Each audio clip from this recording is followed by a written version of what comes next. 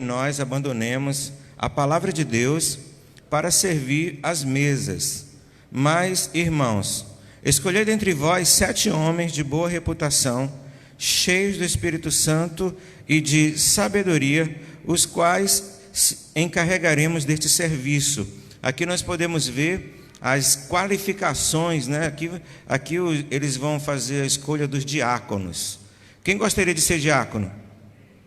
Quem já é diácono, diaconisa? Às vezes as pessoas perguntam assim: o que é preciso para ser, quais são as qualificações para se tornar um diácono, uma diaconisa, ou para exercer essa função? E aqui ele fala, né, claramente o que era necessário procurar nos homens para poder... vamos repetir novamente o verso 3, vamos lá. Mas, irmãos, escolhei dentre vós, vamos juntos. Escolhei dentre vós 7 homens de boa reputação, cheios do Espírito e de sabedoria, aos quais encarregaremos destes serviços. Então, eles precisariam ter boa reputação, ser cheio do Espírito Santo e ter sabedoria. Versículo 4, vamos lá juntos. E quanto a nós, nos consagraremos à oração e ao ministério da palavra. O parecer agradou a toda a comunidade. E elegeram Estevão, homem cheio de fé, do Espírito Santo, Filipe, Procoro, Nicanor, Timão, Pármenas, Nicolau, o prosélito de Antioquia. Apresentaram-lhes perante os apóstolos estes 7, orando, lhe impuseram as mãos. Crescia a palavra de Deus em Jerusalém e se multiplicava o número dos discípulos, também muitíssimos sacerdotes obedeciam à fé.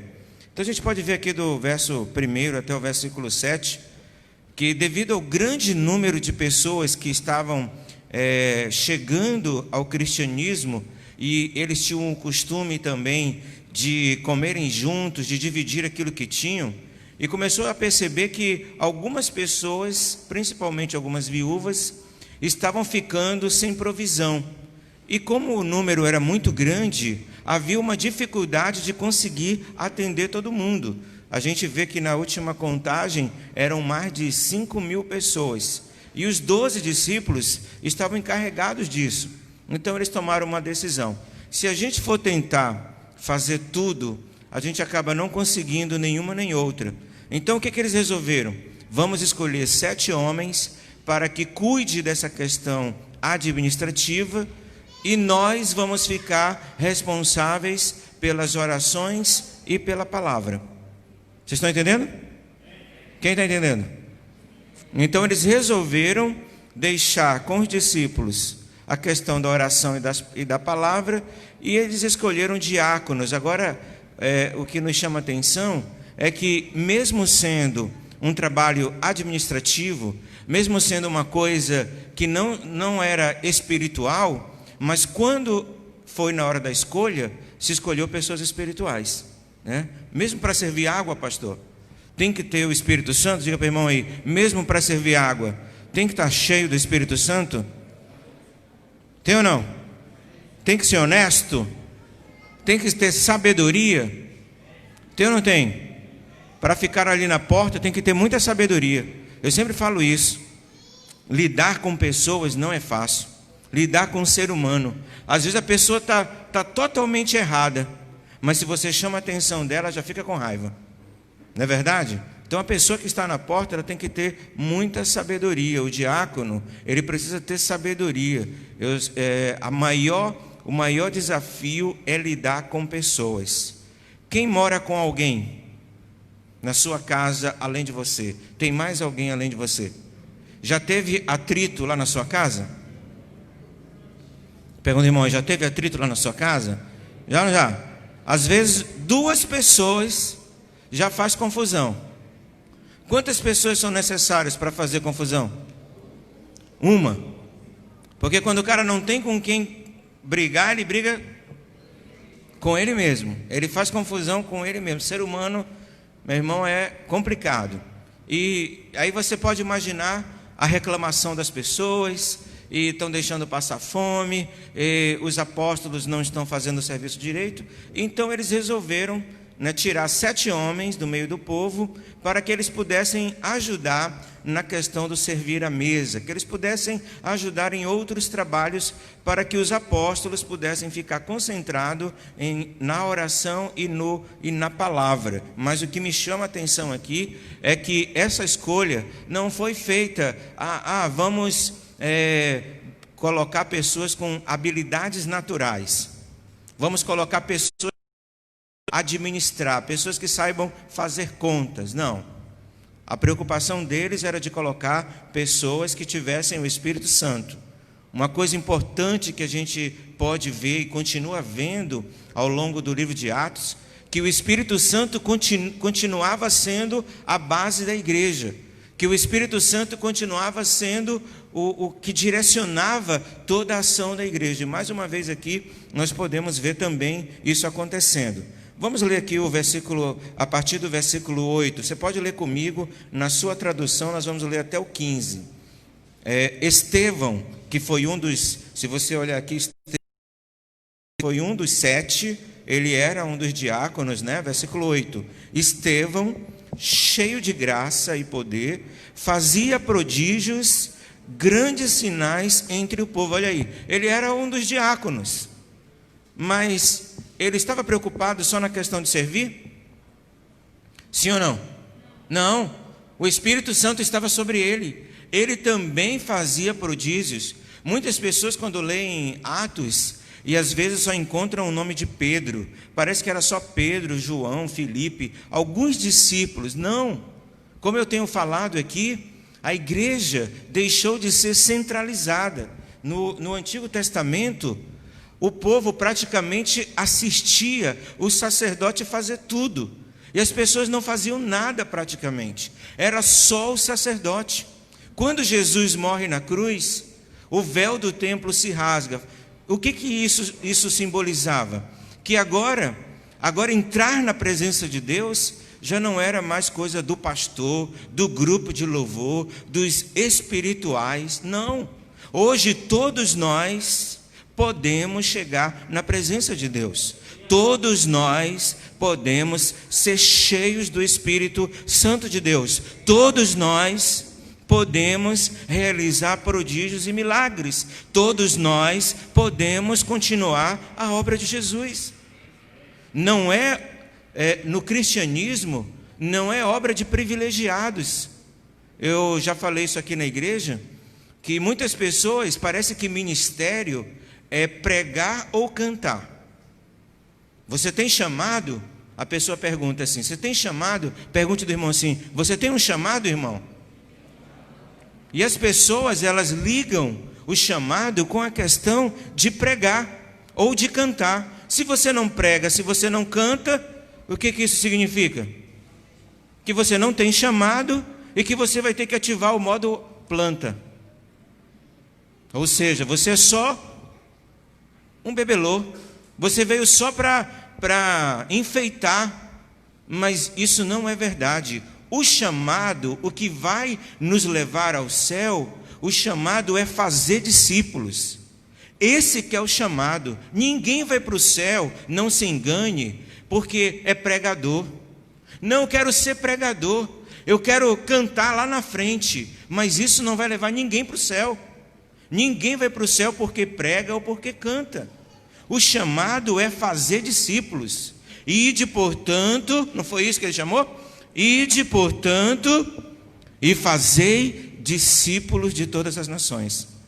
Eu vi uma vez o pastor Feliciano, Marco Feliciano, em uma das suas pregações, antes dele ser deputado federal, e ele falando que quando nós chegássemos no céu, nós teremos uma surpresa, porque talvez pessoas que nós acreditássemos que não estaria no céu, nós encontraríamos lá.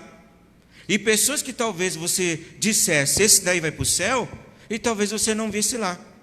Porque muitas vezes, na nossa compreensão humana, quem está aqui na frente, poxa, esse daí é santo demais, esse aí é perfeito demais, mas se ele não fizer o cumprimento da palavra, que é ganhar discípulos, que é pregar a palavra, que é ensinar as pessoas, e isso é para todos nós, ele não entra no céu. Não é o título que vai me levar para o céu. Não vai adiantar, eu tenho a minha carteirinha de pastor, mas lá no céu não tem carteirada.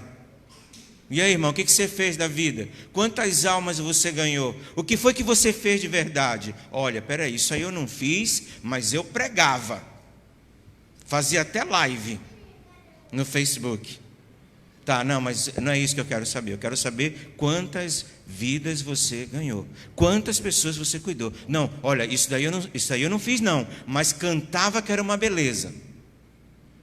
Não, eu não quero saber se você cantava. Eu quero saber de quantas vidas você cuidou. É isso que é importante.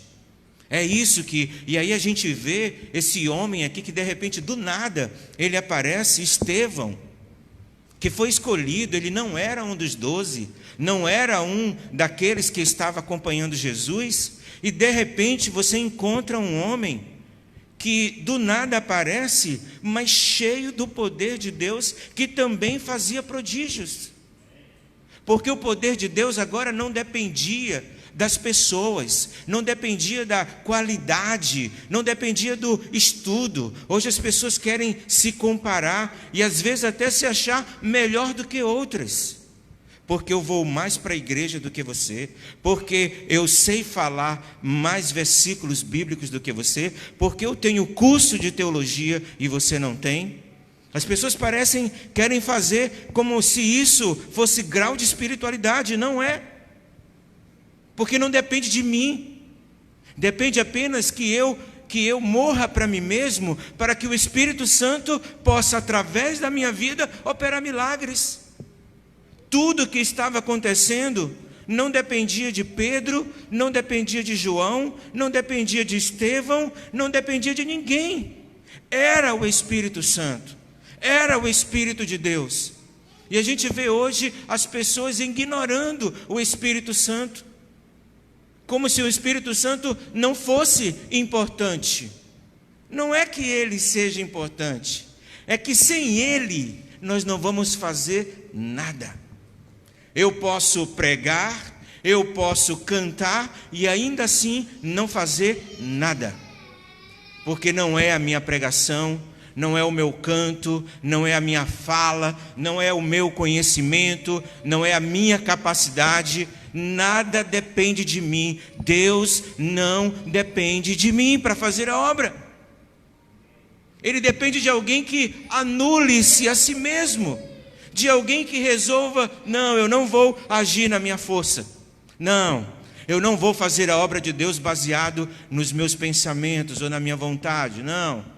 Vou deixar que Deus faça a obra dele através da minha vida. Vou deixar que Cristo possa fluir através de mim. Pedro estava tão cheio do Espírito Santo que, ao olharem para Pedro, quando você vai ver isso no capítulo 4, nós já lemos isso, que chegavam a comparar Pedro com Jesus. Inevitavelmente esse homem esteve com Jesus. Mesmo sendo um pescador, um homem sem estudo, sem conhecimento, mas quando você vê Pedro falar, parece que você está vendo Jesus falando. Quando você vê Filipe falar, parece que é Jesus que está falando. Quando você vê Estevão falando, parece que é Jesus que está falando. Eles não estavam imitando Jesus. Era o Espírito Santo que estava em Jesus, agora havia sido derramado sobre os discípulos. Você não foi chamado para assistir um culto.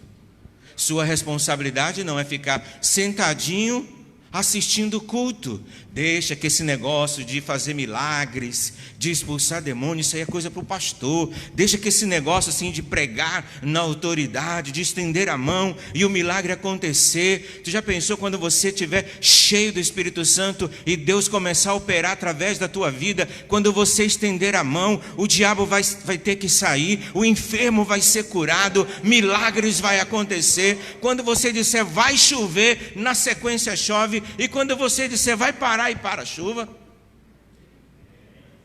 Ah, pastor, mas eu não sou espiritual assim. Se você não é, alguma coisa está errada.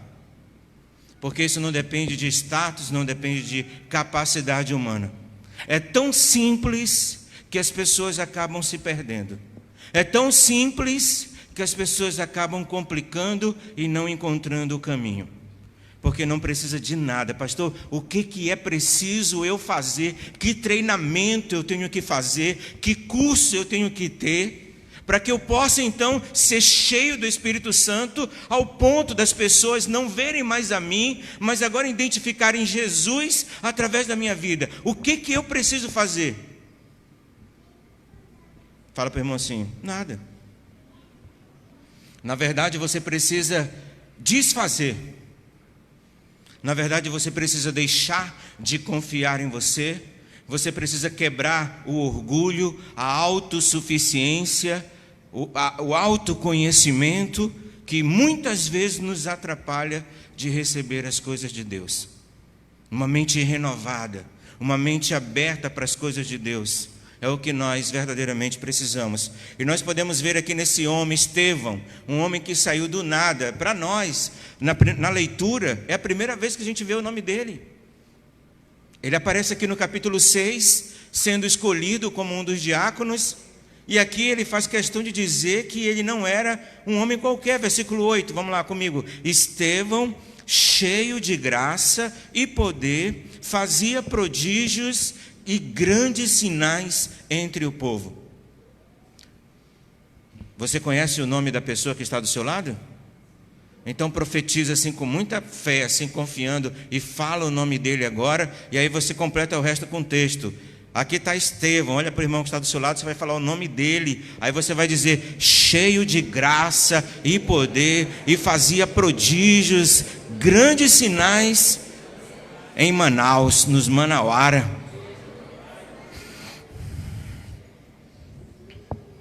Pastor, a única coisa que a gente está fazendo hoje é raiva. Muitas vezes nós não estamos fazendo aquilo que... E aí a gente se esconde, né? Porque diz: eu não fui chamado, eu não tenho a capacidade, eu não fiz o curso. Isso aí é coisa para... Quem sou eu? Isso é hipocrisia. É a pessoa que não quer se envolver, porque não há necessidade de nada disso. Jesus, ele mostrou claramente isso quando ele forma os seus discípulos de pessoas simples. Ele poderia muito bem ter ido na sinagoga, que era a igreja daquela época, e ele poderia ter pego os mestres, ele poderia ter pego os doutores da lei, ele poderia pegar os estudiosos. Você vê que Gamaliel, aqui no capítulo 5, se você vê a história, Gamaliel aparece aqui na Bíblia, mas Gamaliel foi considerado um dos maiores filósofos da época. Se você vê a história, você vai ver que no século I foi quando nasceu na Grécia os maiores filósofos. Gamaliel era um grande filósofo, um grande conhecedor. Jesus poderia ter colocado ele como um dos 12? Poderia ou não? Mas se Jesus fizesse isso, sabe o que as pessoas iam dizer? Por isso, um homem inteligente, um homem com essa capacidade, que fala muitas línguas, que tem todo o conhecimento, por isso que Jesus chamou ele. Não, Jesus faz questão de pegar um cara bruto, ignorante, sem estudo nenhum. Eu acredito que Pedro não conseguia nem escrever o próprio nome. A Bíblia diz que ele era iletrado, não tinha conhecimento nenhum. A única coisa que Pedro tinha era uma peixeira. Já viu peixeira de peixeiro, né? Peixeira de peixeiro. A bichinha é afiada, para dar aquele estique, Não é, a de Pedro não era, porque quando ele passou assim na orelha do soldado que foi prender Jesus, a bichinha já foi para o chão. Ela nem engatou aqui, Não tem um nervosinho bem aqui, né? A faca do Pedro passou aqui, meu irmão. Pedro era bruto. Pedro tratava as coisas na porrada. Enquanto Jesus andava com uma toalhinha para enxugar os pés, Pedro andava com um teçado na cintura. Qualquer falta de respeito é comigo essa parada. Era assim que Pedro agia.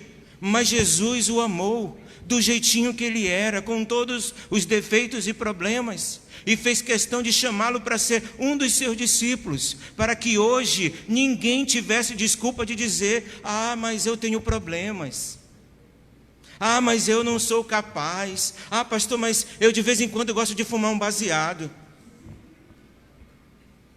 Depois eu vou falar de alguns discípulos que Jesus tinha no meio deles lá, que acredita-se que um deles era malucão e tal, e da galera, estava lá com Jesus, porque Jesus veio para pessoas doentes, Jesus veio para pessoas que têm problemas, como eu e você.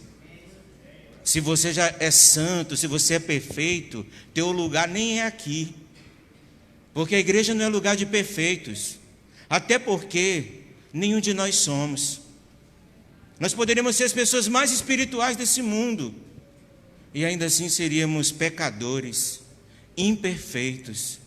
Jesus, ele chama pecadores, ele veio e disse: eu vim foi para os doentes. O médico não é para os bons, o médico é para quem tem problema. Às vezes as pessoas dizem: pastor, mas e agora, como é que a gente faz? Que eu gosto do forró e eu gosto de fumar um baseado. Eu falei um dia desse para um rapaz, eu digo: meu filho, eu só não vou para o forró por você, que eu não sei dançar, e esse negócio de fumar baseado não é comigo. Mas a gente pode sim caminhar junto, porque eu não sou melhor do que você, eu não tenho nada que me faça melhor do que você. Eu posso cometer pecados diferentes, mas que a consequência é a mesma. Ah, pastor, meu pecado é só falar mal dos outros. Vai para o inferno. E qual é o teu pecado, irmão? Ah, o meu não tem jeito não, que eu gosto de matar. Vai para o inferno do mesmo jeito. É porque tem uns que são mais bonitos, tem pecado que é mais bonitinho, né? Não, pastor, eu não sou como certas pessoas. Eu só não consigo guardar segredo. Eu só falo mal dos outros. É só meu pecado. Mas eu não sou como certas pessoas aí que roubam, que matam. Irmão, vai para o inferno do mesmo jeito. São pecados diferentes. Olha para o irmão assim: seu pecado pode ser diferente do meu, mas sem Jesus, diga para o irmão: vai para o mesmo lugar. Não interessa. Não, pastor, mas esse irmão aqui, ai, cruz credo. Não adianta, não tem essa. Vai para o inferno do mesmo jeito. Ah, pastor, eu sou quase um santo. São só os pensamentos que me quebram. Você sabia que pensamento errado também vai te levar para o inferno? Fala para o irmão aí: cuidado com os teus pensamentos. Eu fiz um estudo falando sobre isso. A mente é o campo de batalha. Se você permite que seus pensamentos sejam maus, os teus pensamentos vão dominar teus sentimentos e depois domina você. É uma sequência. Você permite o pensamento toma teu sentimento e depois ele domina você. É uma sequência aí. Estevão, um homem simples, mas cheio do poder de Deus. Não há desculpa nenhuma. Eu quero te dizer uma coisa, irmão. A gente pode dar desculpa para as pessoas. Irmão, por que você não está fazendo a obra de Deus? Olha para o irmão assim: esse irmão que está do seu lado aí, escolha um dos irmãos que está do seu lado, que você não consegue virar por dois. Escolha um ou uma e diga assim com um cara assim de autoridade, né? E diga assim: por que você não está fazendo a obra de Deus?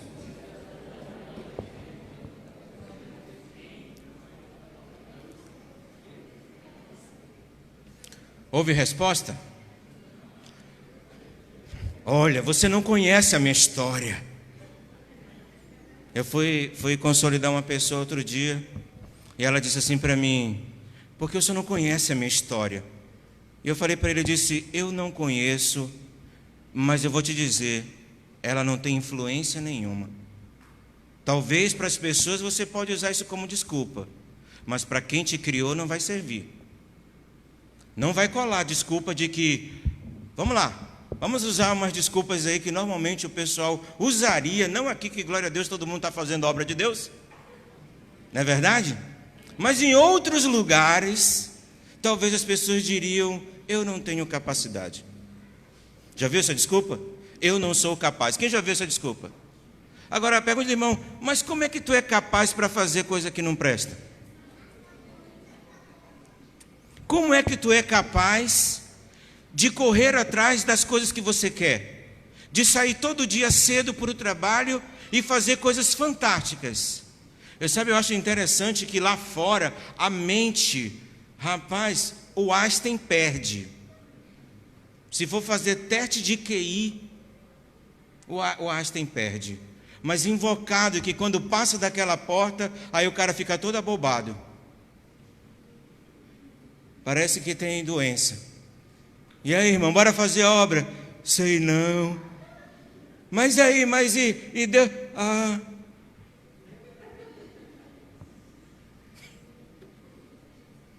Diga para o irmão aí.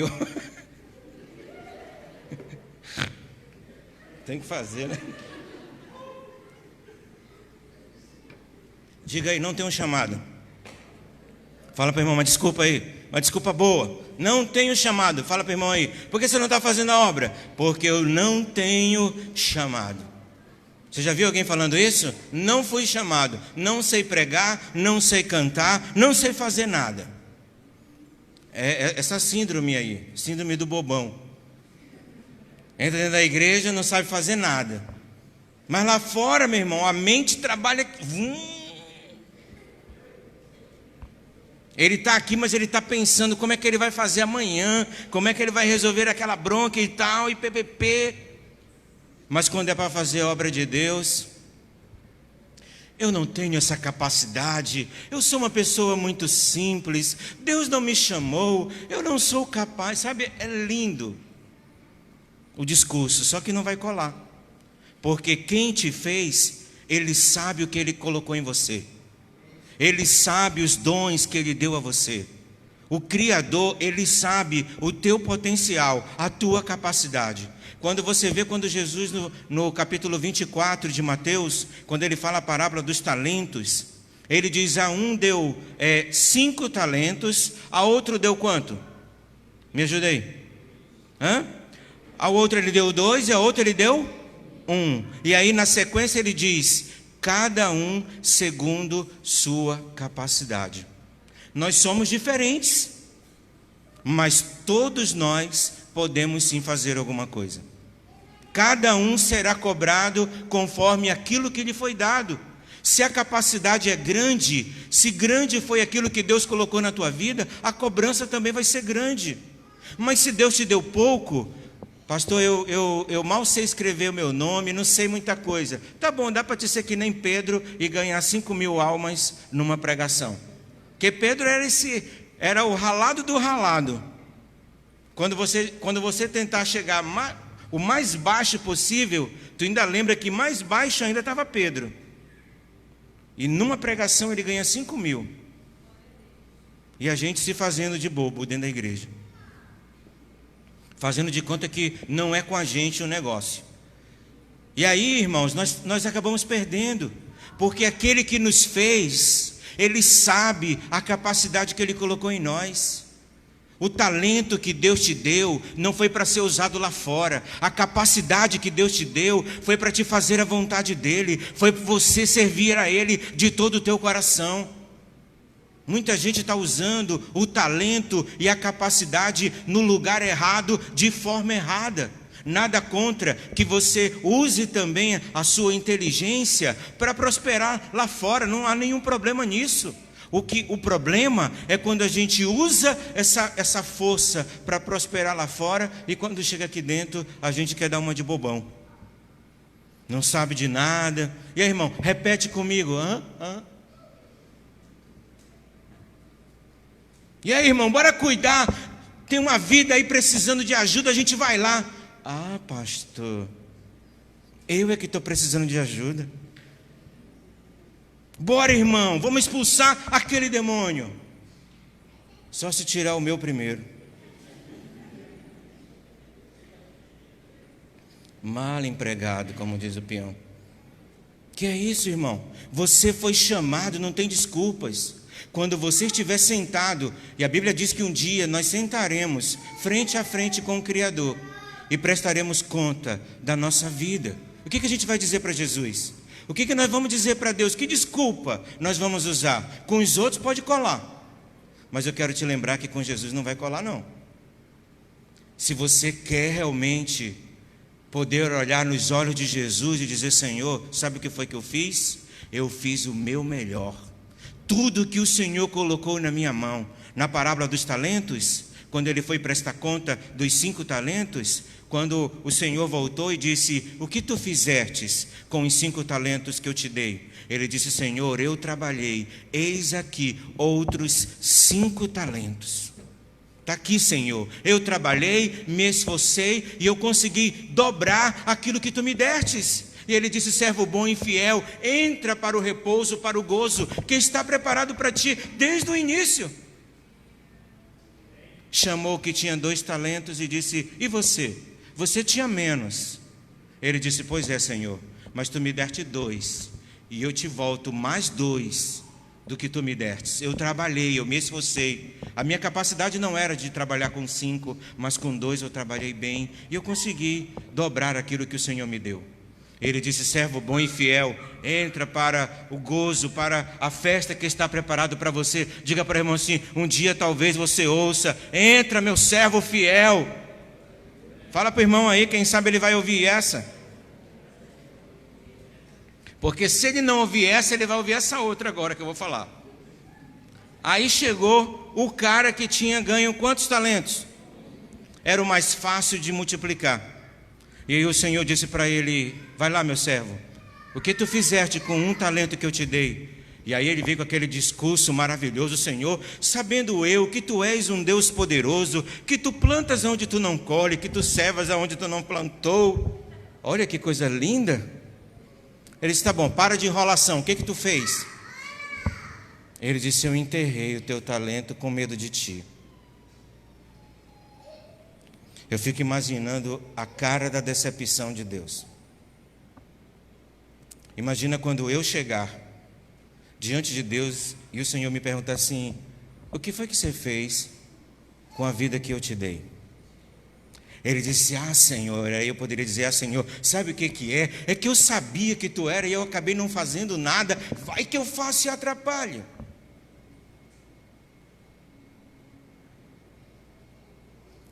Sabe, eu fico imaginando a cara da decepção de Deus. Cara, meu filho morreu por você. Fala para o irmão que está ao seu lado aí: meu filho morreu por você. Jesus morreu por você. Libertou você. E diga: e de quebra eu ainda te dei o meu espírito para habitar em você. O espírito, meu espírito estava em você. Miserável. Sabe o que foi que ele falou para o cara que tinha enterrado o talento? Servo mau e negligente. Pegue ele e dê uma coça nele. E quando terminar, jogue ele no inferno, para aguardar a condenação com o cão e o diabo. Porque Deus não suporta a negligência. Não vai haver desculpas de dizer: eu não sei, eu não sabia, não tinha capacidade. Estevão, que não era um dos 12, que nem foi relacionado entre os 120, mas esse homem simples, cheio do Espírito Santo de Deus. Verso 9, acompanhe comigo. Levantaram-se, porém, alguns dos que estavam na sinagoga, chamados de libertos, dos sirineus, dos alexandrinos, os da Cilícia e Ásia, e discutiam com Estevão, e não podiam resistir à sabedoria, ao Espírito pela qual ele falava. Olha aí, irmãos, quando você está cheio do Espírito Santo, ninguém resiste à tua sabedoria. Eu estava conversando outro dia com um rapaz, ele falou para mim assim: pastor, é porque eu não acredito em Deus e nem acredito na Bíblia, falando da criação. Aí eu disse: ah, vem cá, então quer dizer que tu é do macaco, é? Eu disse: tu pode ter vindo do macaco, mas eu sou criação de Deus. Aí quando ele achou que estava, disse: mas deixa eu te perguntar uma coisa, e o macaco veio da onde? Não, porque veio, tá. E de onde é que veio essa explosão? E de onde foi que veio o universo? E quem é que está gerando tudo isso? Pois é, né? É por isso que o nome é teoria da criação. Porque existe apenas uma teoria. E entre a sua teoria, eu vou ficar com a minha fé, porque é mais fácil eu acreditar num Criador do que eu dizer que vim do macaco. Nada contra o macaco. Ele é gente boa, mas ele também foi criado pelo meu Deus. Quando você está cheio do Espírito Santo, Deus vai te dar sabedoria.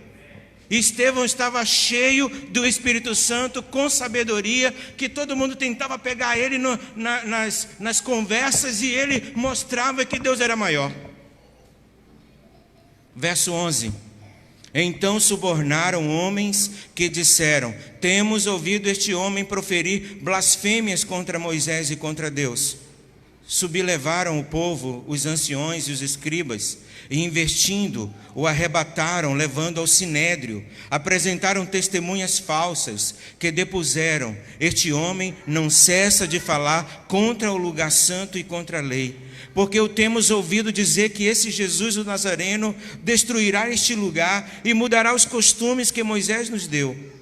Todos os que estavam assentados no sinédrio, fitando os olhos em Estevão, viram o seu rosto como se fosse o rosto de um anjo, cheio do poder de Deus, defendendo a sua fé, não aceitando os argumentos que estavam sendo ditos ali, e ele defendendo o Evangelho, defendendo Jesus Cristo e a aparência dele.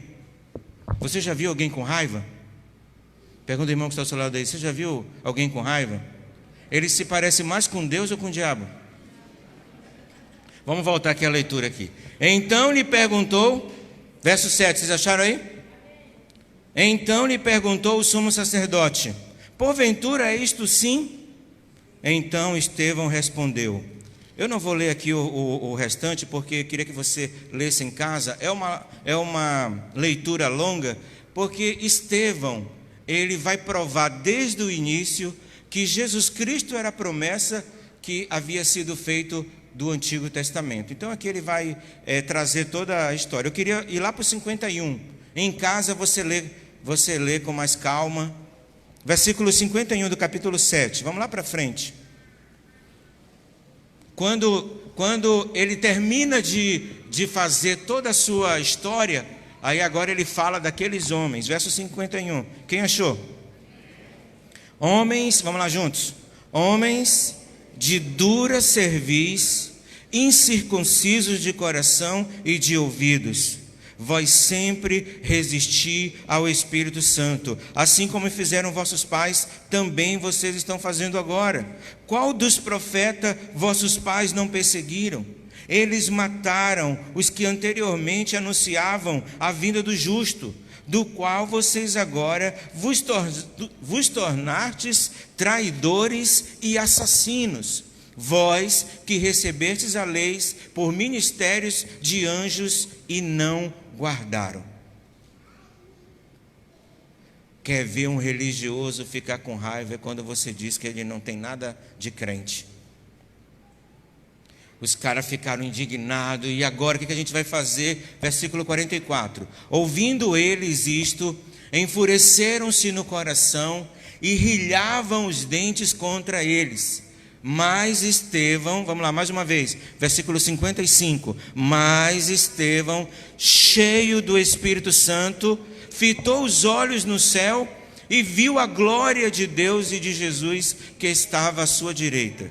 E disse: eis que vejo os céus abertos e o Filho do Homem em pé à destra de Deus. Eles, porém, clamando em alta voz, taparam seus ouvidos e unânimes arremeteram contra ele, lançando-o fora da cidade, o apedrejaram. As testemunhas deixaram suas vestes aos pés de um jovem chamado Saulo, e apedrejavam Estevão, que invocava e dizia: Senhor Jesus, recebe agora o meu espírito. Então, ajoelhando-se, clamou em alta voz: Senhor, não lhe imputes este pecado. Com estas palavras, e morreu. E Saulo consentia com a sua morte. Depois de Estevão mostrar para aqueles homens que estavam agora acusando ele de difamar contra a lei, contra o templo. E Estevão fez questão, se você ler o capítulo 7, você vai ver que ele vai pegar desde Adão, desde Moisés, e ele vai explicar direitinho por que Jesus era o Filho de Deus, por que ele era a promessa. E ao invés de eles acreditarem em Jesus, eles acabaram matando Jesus. Estevão disse: vocês não fizeram nada diferente do que os antepassados de vocês também fizeram, que mataram todos os profetas que vieram antes deles. Vocês que são hipócritas, que ouvindo a palavra não conseguiram compreender, porque vocês estão com o coração de vocês endurecido. E eles ficaram chateados. Diga para o irmão aí: e eles ficaram chateados. E a Bíblia diz que eles tapavam os ouvidos. Nós não queremos ouvir estas palavras. Nós não queremos saber o que você está dizendo. Levaram Estevão para fora do templo, para fora da cidade, pegaram pedras e começaram então a apedrejá-lo. Irmãos, eu acredito que essa morte por apedrejamento, ela talvez seja uma das mortes mais cruéis, porque você não morre de uma vez, você vai morrendo aos poucos. Uma morte, você já viu alguém sendo apedrejado? Não é muito comum nos nossos dias. Você já viu pelo menos em filme alguém sendo apedrejado? É uma das piores mortes. Era melhor enforcamento, era melhor, acho que naquela época não tinha, mas já tinha faca. Era melhor dar uma facada no coração. Havia muitas maneiras de se matar uma pessoa naquela época, mas eles escolheram a forma mais dolorosa de se matar alguém, se matando, jogando pedras. Mas Estevão não recuou. Sabe, irmãos, uma coisa que me chama a atenção: esse homem cheio do Espírito Santo, ele poderia muito bem dizer: mas eu vou ser bem mais útil, eu vou poder ajudar bem mais se eu ficar calado. Deixe esses homens falar o que eles quiserem, Deus sabe da verdade. Estevão poderia muito bem, para proteger a sua vida, ele poderia muito bem ter feito silêncio. Eu vou deixar esses homens falarem, eu não vou ficar falando de Jesus, eu vou obedecer o que eles estão dizendo, porque eu serei mais útil. Quem sabe da minha utilidade é o Espírito Santo. Quem sabe até quando é que eu vou valer a pena é Deus. Naquele momento, o Espírito Santo achou melhor permitir que ele fosse morto daquela maneira, porque a morte de Estevão incendiou a igreja. Se você ler na continuidade, você vai ver que a morte dele fazia com que pessoas que não acreditavam: se aquele homem foi capaz de dar a vida por esse Jesus, eu também quero fazer parte, eu também estou disposto a dar a minha vida. As pessoas poderiam muito bem dizer: não, Estevão, para com isso, não fica fazendo confusão não. Você vai ser mais proveitoso se você ficar vivo. Talvez baseado na razão, talvez baseado no sentimento. Talvez essa seria o caminho a ser seguido. Quantas vezes a gente se cala diante das pessoas, com vergonha, com medo. Nós vivemos num país livre, onde ninguém, pelo menos até onde eu sei, nunca foi morto por proclamar o Evangelho. E ainda assim nós temos vergonha muitas vezes de dizer que somos de Jesus. Temos vergonha de falar daquilo que Deus está falando, fazendo na nossa vida, de dizer: Senhor, muito obrigado, de dobrar o seu joelho. Você teria coragem de dobrar o seu joelho lá onde você trabalha, aonde você estuda, e permitir que as pessoas saibam que você é evangélico, que você é de Jesus? Você teria coragem de fazer isso? De dobrar o seu joelho e dizer: Senhor, muito obrigado, porque hoje muitos perderam a vida, não conseguiram chegar aqui, mas eu estou aqui pela tua graça e pela tua misericórdia, o Senhor me deu mais um dia de vida. Nós temos vergonha muitas vezes do que as pessoas vão falar, do que vão pensar. Muitas vezes nos escondemos do Evangelho, temos vergonha de pegar a Bíblia e de ir para o sinal. Temos vergonha de, talvez dentro de um ônibus, falar do amor de Cristo, porque ficamos preocupados que as pessoas nos chamem de extremistas, de espiritual. Pois eu quero dizer que se alguém disser para você, você só quer ser santo, então entenda que você está indo na direção certa, porque somente os santos verão a glória do Senhor. Não pense que se escondendo você vai ganhar alguma coisa. O que adianta você perder a intimidade com Deus para ganhar o respeito das pessoas que hoje te respeitam e amanhã falam mal de ti? Você vai ver que os discípulos várias vezes foram ameaçados de morte. Quando Pedro foi açoitado, você viu aqui no capítulo 6 que nós lemos na semana passada, Gamaliel disse: não se levantem contra esses homens, porque eles podem ser de Deus. E então disseram assim: vamos só açoitar eles e a gente libera eles. Depois de serem açoitados, disseram para eles: se a gente ainda pegar vocês falando de Jesus, não vai ser só um açoite, nós vamos matar vocês. Sabe qual foi a resposta de Pedro para eles? Importa obedecer àquele que me mandou pregar. É melhor obedecer a Deus do que obedecer a homens. O que adianta eu tentar fazer a vontade das pessoas? Do que adianta eu tentar ganhar a confiança das pessoas? Que as próprias pessoas não sabem o que querem da vida. Que as pessoas que me amam hoje, amanhã me odeiam. Não era melhor eu ficar bem com Deus, e ainda que as pessoas me julguem e me critiquem, mas era melhor estar bem com Deus. Estevão não poupou a sua própria vida. Ele não diz assim: não, é melhor que eu fique calado, vai que essas pessoas não gostam de mim, e se elas me deixarem de canto, e se elas não falarem comigo, e pedirem para cortar e não serem mais meus amigos. A gente se preocupa tanto às vezes com o que vão dizer da gente. Por isso Jesus disse: se você não abandonar seu pai, sua mãe, seus irmãos e seus filhos, você não pode seguir a Jesus. Se o seu amor está nessas coisas, então você não tem como fazer a obra de Deus. Esse homem aqui, ele poderia muito bem ter pensado na família dele. Ele poderia muito bem ter pensado nos filhos dele. Ele disse: agora, como é que vai ser a minha casa, a minha família? E se eu morrer aqui? Toda a minha história acaba aqui, e o que vai acontecer comigo? Eu tenho certeza que Estevão tinha família, e que ele também tinha amor pela sua família, mas ele amava muito mais ainda o nome de Jesus. E naquele momento, cheio do Espírito Santo, ele estava disposto a sacrificar a própria vida. Sabe, aqueles homens deram a vida deles pelo Evangelho. Nós não temos coragem de simplesmente viver o Evangelho.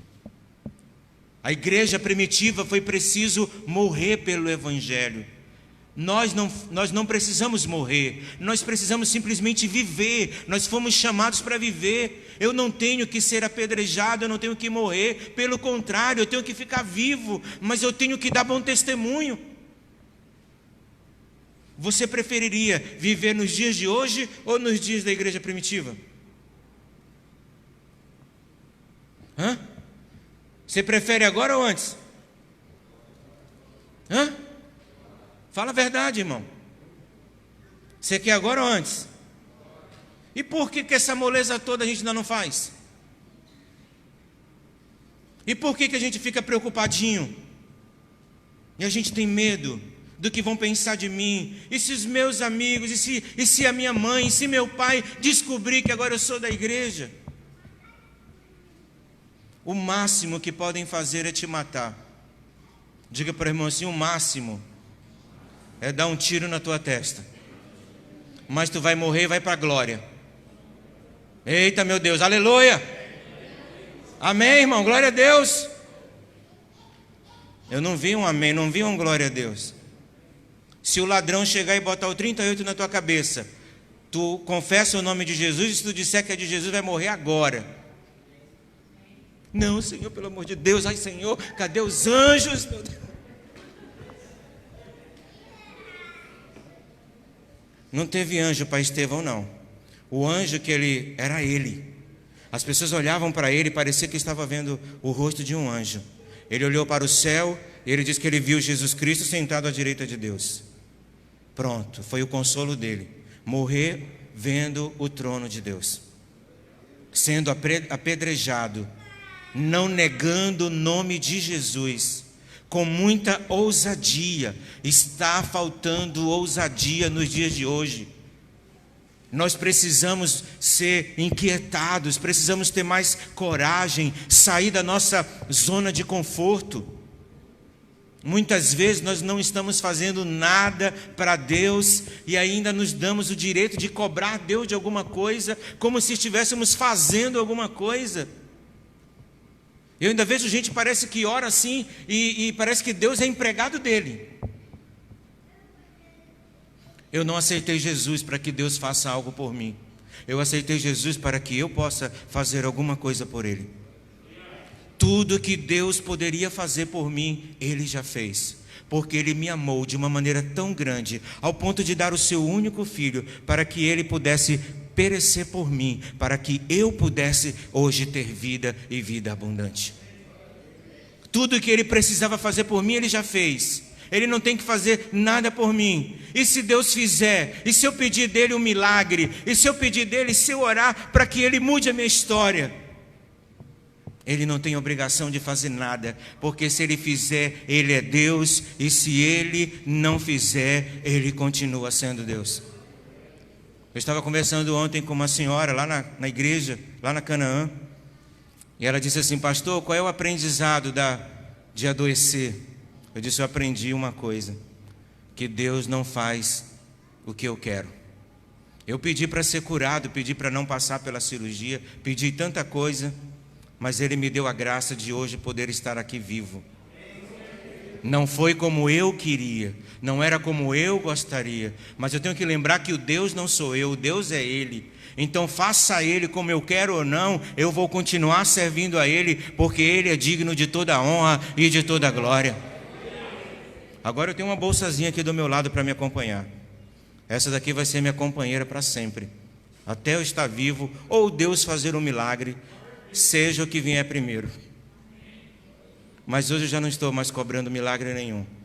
Já me acostumei, para mim já está de boa, está tranquilo, vai dar certo. Vou continuar fazendo a obra do Senhor, com a bolsinha aqui do meu lado.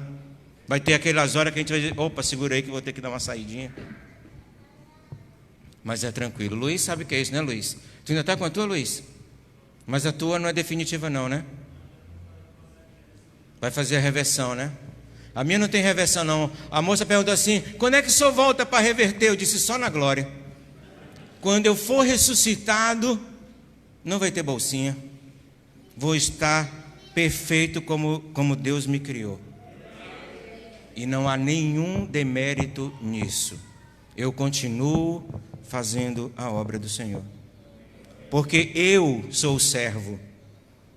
Deus não tem que fazer como eu quero. Às vezes a gente acha que é alguma coisa, né? E diz: Senhor, olha aí, Senhor, se tu não fizer, Aí Deus diz: quer se perder? Vai. Ah, Senhor, se tu não fizeres como eu quero, tu já sabe, olha, Senhor, não brinca não. Tá bom, vai lá. Quer se perder? Acha que não está legal? Eu digo: não, Senhor, tá bom com bolsinha, tá bom, Senhor, porque eu vou continuar vivo. Deus sabe o quanto eu orei para não ficar com essa bolsinha para sempre, né? Mas foi assim que aconteceu. Então eu sou muito grato a Deus por eu poder continuar vivo, né, com a bolsinha. Porque é melhor vivo com a bolsinha do que morto sem ela, né? Melhor assim. Então glória a Deus, aleluia. Eu sou muito grato, porque Ele continua sendo Deus, mesmo quando Ele não faz do jeito que eu quero. Afinal, eu sou o servo, Ele é o Deus. Ele faz como Ele quiser, do jeito que Ele quiser, como Ele quiser. E se Ele não fizer como eu quero, Ele vai continuar sendo lindo e maravilhoso. E ainda assim, no final das contas, eu ainda vou dizer: muito obrigado, Senhor. Deus é Deus, diga para o irmão aí: Deus é Deus. Está faltando um pouquinho mais de coragem, está faltando um pouquinho mais de disposição, de ousadia. Precisamos ter essa mesma coragem que Estevão teve, de pregar o Evangelho, de viver o Evangelho, de não se conformar. Irmão, tudo isso é passageiro. Tudo que o mundo oferece é passageiro. Os amigos são passageiros, as pessoas são passageiras, a vida é passageira. Quando eu fui fazer a minha cirurgia, não deu tempo nem de pedir misericórdia. Quando o cara enfiou a anestesia no soro, os olhinhos já foram fechando. Eu digo: ei, espera que eu vou orar. Já era, quando eu acordei já foi, já lá na maca já do pós-cirúrgico. Não deu nem tempo de fazer aquela oração de entrega. Senhor, se tu vais levar alguém, leva outro.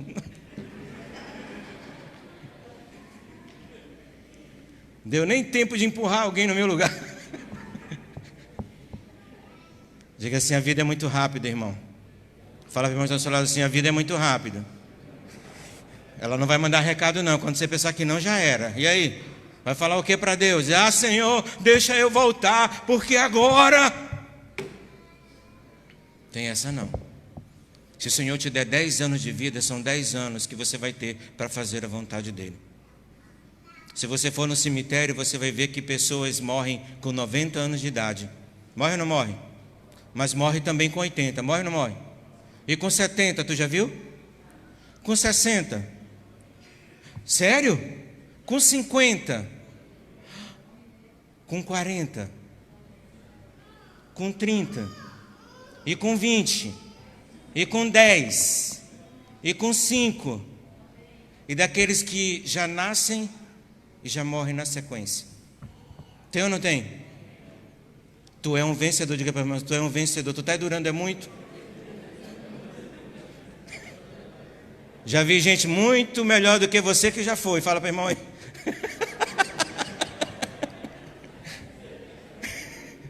Eu creio que Deus é bom. Eu vi um dia desse uma nota de falecimento. Eu disse: meu Deus, esse homem é um santo. Como é que tu pode levar um homem desse? Está eu aqui, Senhor, leva logo eu. Tanta gente boa, né, que está indo embora. E Deus vai deixando a gente. Diga para o irmão: quer ter uma obra em nós. Fala para o irmão assim: Deus tem uma obra em nós. Diga para o irmão aí: Deus tem uma grande obra para fazer na sua vida. Nós temos que ter essa ousadia que teve Estevão, de não negar o nome de Jesus, de falar com autoridade. E muitas vezes nós estamos tentando viver a nossa vida. E quando a gente vive a nossa vida, a gente se afunda num buraco sem fim. Quem já tentou viver a própria vida? Ai, pastor, é tão legal quando a gente está lá no... só que aquilo não é para sempre. Pastor, quando eu fui conversar com um jovem, ele disse: pastor, quando a gente puxa assim um baseado... Eu disse: tá bom, deve ser legal. Eu não quero não, mas deve ser legal. Mas eu disse: e no dia seguinte? Que agora você tem 2 problemas, porque você tinha o problema que você fumou baseado para esquecer, e agora você tem outro problema, não consegue deixar o baseado. Quando for no dia seguinte vai estar pior a situação. Aí tem que fumar um outro baseado. E no outro, quando ele acordar, sabe como é que vai estar a vida dele? Melhor ou pior? E aí o que ele vai ter que fazer? Até que o baseado fuma ele. É verdade. É assim que funciona. Quando a pessoa comete o pecado, ela vai trocar 5 minutos de alegria por uma vida inteira de sofrimento. Essa é a troca que o diabo faz. Bora, seu besta, bebe aí. Tua mulher nem é braba. Tu nem vai apanhar quando chegar em casa. Olha a mentira do cão. Meu irmão, tem umas mulheres, graças a Deus, as que não estão aqui, porque a brabeza é em pessoa. O cara tem até medo. Aí os caras ainda ficam dando corda. Tu não bebe porque está com medo da tua mulher. Né? Já viu isso daí? Aí o cara, para mostrar que ele é macho, porque quando ele bebe, ele esquece da vida, ele pensa que ele... Mas quando ele volta para casa, ele sabe que o que vai encontrar ele. Eu tinha um amigo que, ele disse assim: pastor, o esquema é o seguinte, quando eu volto para casa, eu volto brabo, batendo na porta, Eu disse, cara, pastor, está todo errado, tu passou a noite curtindo e tu ainda vai chegar assim. É, porque essa é a única maneira de ficar vivo. Se eu chegar assumindo minha culpa, eu vou pegar porrada. Aí tem que chegar brabo, batendo em tudo, que é para ver se fica vivo. Diga para o irmão, essa é a vida que tu quer para ti? Fala para o irmão que está ao seu lado aí, essa é a vida? Essa vida que tu quer para ti, irmão? Deus tem vida verdadeira para você. Amém? É melhor pegar uma pedrada agora, um tiro na testa agora e ir para o céu, porque você vai ter uma eternidade. A eternidade não irá se comparar com esses anos de vida. Sabe, esse mês é o mês do Setembro Amarelo, se eu não me engano. Vem conversar comigo, é isso? É ou não é? Irmão, o que vai precisar de psicólogo no inferno? Porque o que vai ter de gente dizendo, puxa vida, poderia ter aproveitado minha vida. Troquei uma eternidade por alguns anos de prazer e sofrimento. Tem gente trocando Jesus por nada. Fala para o irmão do seu lado aí. Estevão teve coragem de enfrentar aqueles homens e ser apedrejado até a morte. Pergunta do irmão que está ao seu lado. E tu, tem coragem para quê, irmão? Para encher a cara de novo? Fumar outro baseado? É essa a tua coragem? De fugir da verdade? Isso não é coragem. Isso é suicídio espiritual. Se afunda e acaba não sabendo mais como sair. Vamos nos colocar de pé, eu quero orar por você nesta noite. Quero agradecer aos nossos amigos. Está sendo transmitido? Quero agradecer às pessoas que estão acompanhando, né? Nós estamos fazendo nossa live. Eu queria lembrar que a live é para as pessoas de fora de Manaus. Se você mora em Manaus, vem assistir aqui, que agora tem uns irmãos da igreja que não vêm para o culto porque fica assistindo live. Está errado. A não ser que seja um caso, né, de você realmente, enfermidade, né, não puder. Porque agora eu encontro os irmãos, pastor, eu estava na live, você não me viu não? Eu digo, não, você tem que vir presencialmente. Quero agradecer você que está nos acompanhando na live, que Deus te abençoe. Nós vamos encerrar a live agora e a gente vai ficar aqui no culto presencial. Glória a Deus, obrigado. Irmãos, eu quero... Feche seus olhos.